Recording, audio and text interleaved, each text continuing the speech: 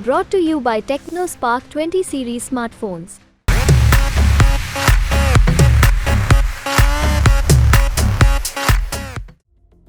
देश भर में लोकसभा चुनाव है, माहौल भी गरमाया हुआ है। ऐसे में राष्ट्रवादी कांग्रेस पार्टी यानी कि एनसीपी नेता शरद पवार ने कांग्रेस के लिए खुशखबरी वाली एक भविष्यवाणी करके माहौल को और भी ज्यादा गर्म कर दिया है।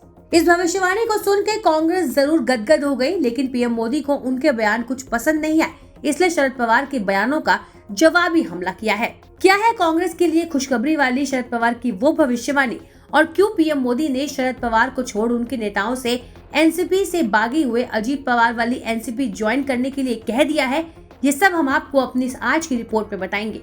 अपने हालिया बयान में पूर्व केंद्रीय मंत्री और महाराष्ट्र के पूर्व मुख्यमंत्री शरद पवार ने दावा किया कि पहले 3 चरण के चुनाव पीएम नरेंद्र मोदी के लिए निराशाजनक साबित हुए हैं। पवार ने साथ ही ये भविष्यवाणी भी कर दी कि महाराष्ट्र में महाविकास अघाड़ी को बढ़त मिलेगी और 48 से 30 से 35 सीटें वो अपने नाम करेगी। इतना ही नहीं, हमारे प्रत्याशी अच्छे अंतरों से चुनाव जीतेंगे। आपको बता दें कि हर चरण के चुनाव में विपक्ष ये दावा कर रहा है कि बीजेपी लोकसभा चुनाव हारने जा रही है और पीएम मोदी के प्रचार अभियान में इसकी झलक भी दिख रही है। हालांकि बीजेपी नेता बार बार दावा कर रहे हैं कि उनकी पार्टी 400 पार सीटें लाएगी।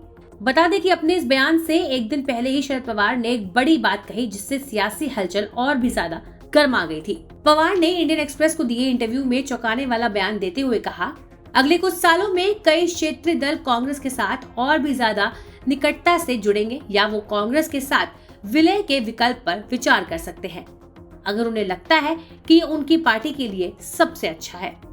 अब पीएम नरेंद्र मोदी ने शरद पवार के इस बयान का जवाब देते हुए शरद पवार वाली एनसीपी को छोड़ अजीत गुट में शामिल हो जाएं। साथियों, महाराष्ट्र के एक दिग्गज नेता बारामती के चुनाव के बाद वो इतने चिंतित है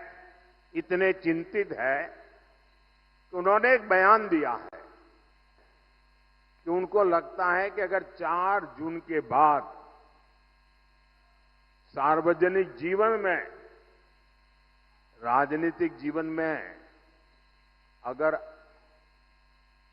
टिक के रहना है तो छोटे छोटे राजनीतिक दलों को कांग्रेस में मर्ज हो जाना चाहिए।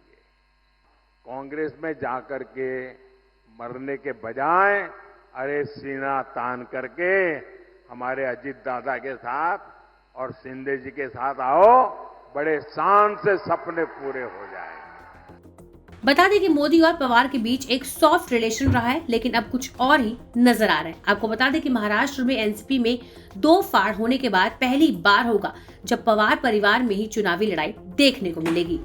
एनसीपी से अलग होकर अजीत पवार ने महायुति में एंट्री ले ली। इसके बाद शरद पवार के हाथ से उनकी बनाई हुई एनसीपी पार्टी और चुनावी सिंबल भी चला गया।